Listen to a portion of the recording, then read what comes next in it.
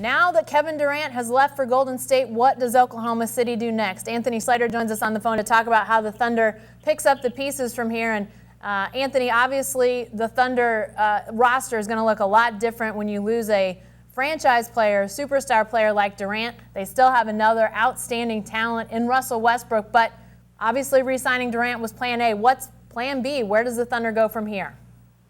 I think to start, they have to go to Russell Westbrook, today, tomorrow, whatever, in the very near future, and kind of gauge from him his commitment to the organization. Is he wavering like Durant? Was part of Durant's reason he left because he thought Russell would leave?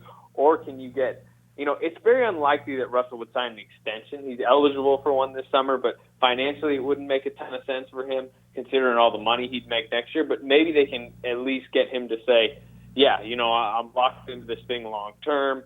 I want to be the star. I want to be the face of this franchise. He's got young talent around him, Steven Adams, Enes Kanter, Victor Oladipo.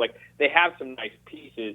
But the worry is that Westbrook probably feels like he can't win a title here, although he is Russell Westbrook, so he may feel like he can win a title anywhere.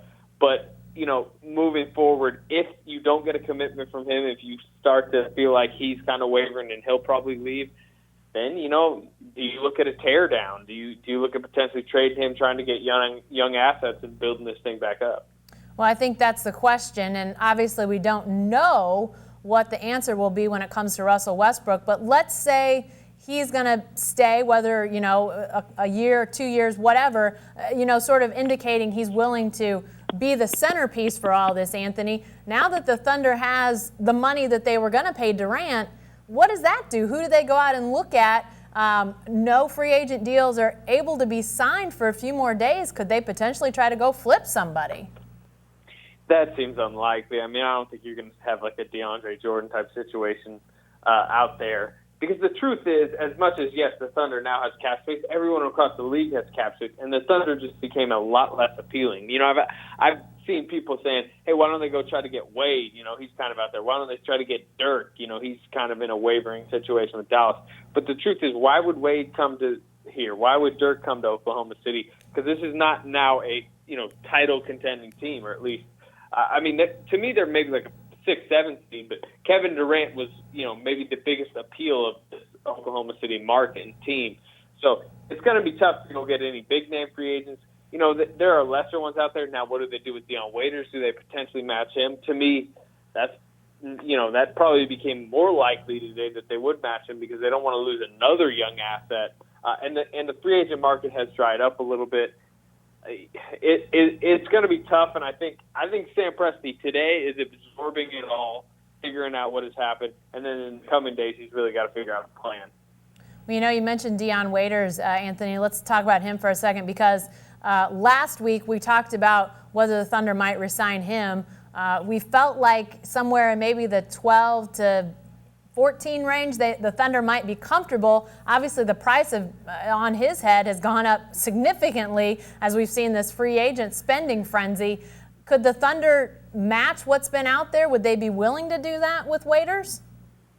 Like I said, I think they might have to. I think they'll look at the rest of the market. Look, they have until July 7th until Waiters can even sign an offer sheet, and then they'd have 3 days beyond that. So even if he signed it at the earliest possible time, they'd have until July 10th to kind of figure out their direction, figure out if there's any other guys out there to fill this sudden cap space that they have that they prefer. Maybe they go young.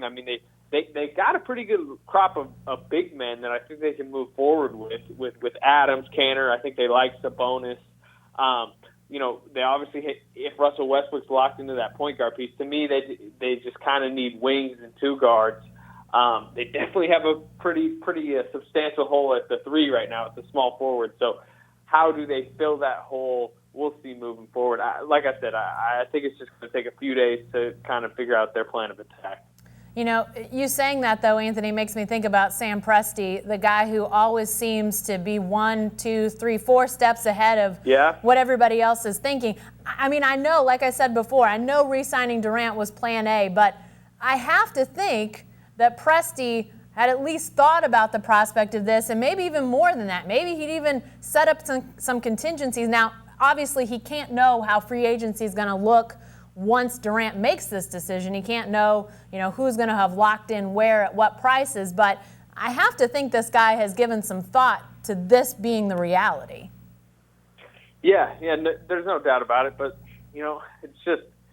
there's just not much out there. I mean, Harrison Barnes sounds like he's committing to Dallas.